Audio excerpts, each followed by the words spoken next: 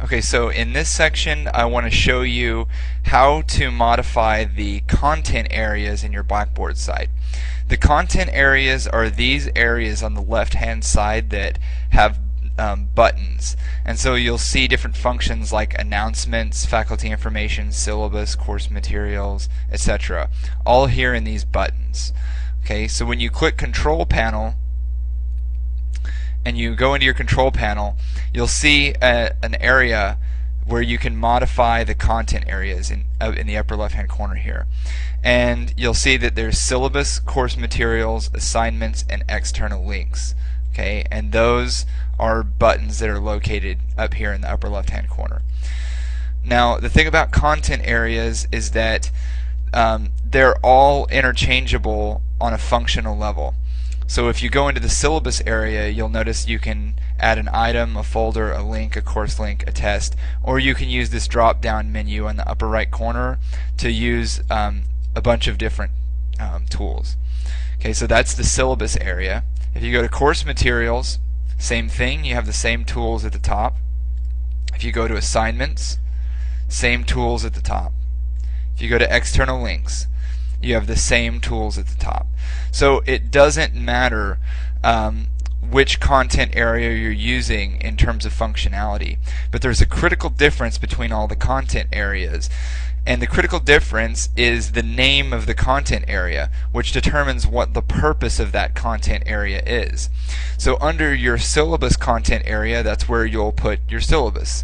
Under your course materials, that's where you'll typically put things like your PowerPoint slides or things that you want students to read, or anything that is a material for the course. And then under assignments, that's where you'll post things that you want your students to complete and turn into you at some point in the future. And then with external links, that's where you usually put things like YouTube videos or links to academic websites. So let's say that we want to add our PowerPoint lecture to our course materials. So what we'll do is we'll add an item. So we'll click the plus item, and an item can be any file, and all we're doing is posting that file up to our site. So we'll give the file a name. We'll make sure you run that script when it pops up. We'll give it a name, which could be, let's just say this is our 19th lecture, so lecture 19.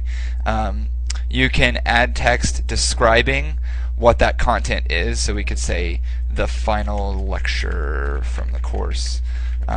This is an optional thing. You don't have to fill anything in there. But what you have to do is browse to find your file.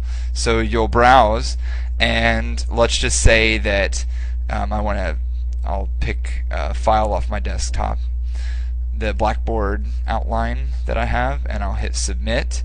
I click that, pick the file, and I hit submit.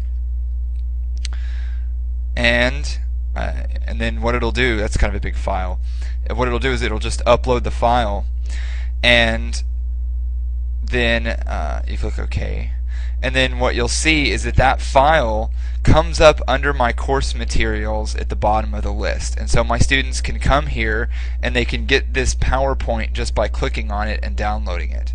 And that's really all you have to do to upload things to your content areas.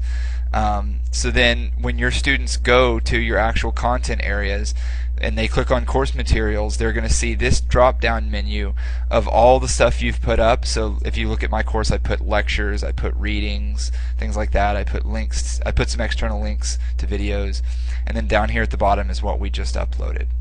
And that's all you really have to do to upload items to your content areas.